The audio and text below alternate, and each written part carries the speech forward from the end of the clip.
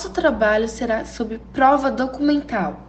As alunas são Maria Vitória Vidal Vieira e Vitória Souza Gesser. Este trabalho é referente à disciplina Direito Processual Civil, ministrado pela professora Jéssica Gonçalves. Os documentos são verdadeiras evidências históricas consistentes na representação física dos fatos.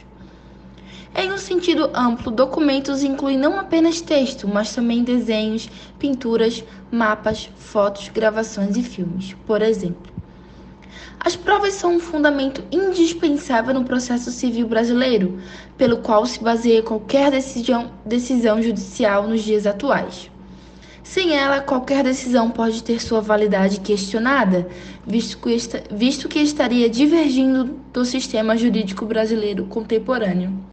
O termo prova documental abrange os instrumentos e os documentos, públicos e privados. Qualquer representação material que sirva para reconstituir e preservar através do tempo a representação de um pensamento, ordem, imagem, situação, ideia, declaração de vontade, etc., pode ser denominada documento. Denominam-se instrumentos os escritos que são celebrados por oficial público no exercício de sua função na forma prevista em lei, com o intuito de fazer prova solene de determinado ato jurídico. No momento da apresentação dos requisitos das peças processuais, principalmente no tocante à fundamentação de preliminares e mérito, as provas se revestem de vital importância no convencimento do juiz a respeito da verdade de uma situação de fato pretendida pela parte.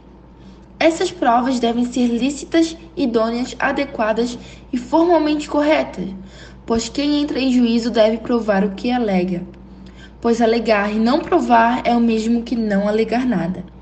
Ademais, segundo o entendimento de José Roberto Pimenta, do TST, deve-se atentar que tais provas não substituem as testemunhas ou demais meios de provas segundo. Apresentada a prova documental, na petição, na contestação ou mesmo na fase recursal, a parte contrária poderá adotar quaisquer das providências do artigo 436 do Código de Processo Civil, quais sejam a. Impugnar a admissibilidade da prova documental, isto é, negar-lhe o valor de prova por violar o artigo 369, b. Impugnar a autenticidade, ou seja, contestar a autoria do documento. C. Manifestar-se sobre o documento sem necessariamente impugná-lo. Ou D. Suscitar a falsidade do documento, cabendo-lhe decidir se utilizará ou não um incidente processual de arguição. Impugnação ajuntada, cabe ao juiz decidir, mandando desentranhá-lo.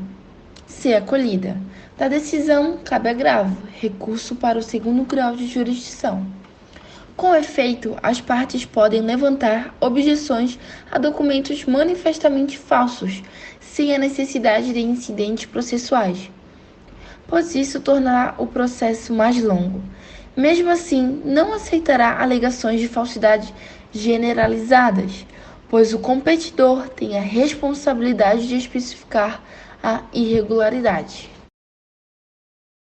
Juiz, de ofício ou requerimento das partes, requisitar de repartições públicas certidões destinadas a comprovar as alegações das partes e bem assim os procedimentos administrativos relacionados com as causas em que for interessada a administração pública.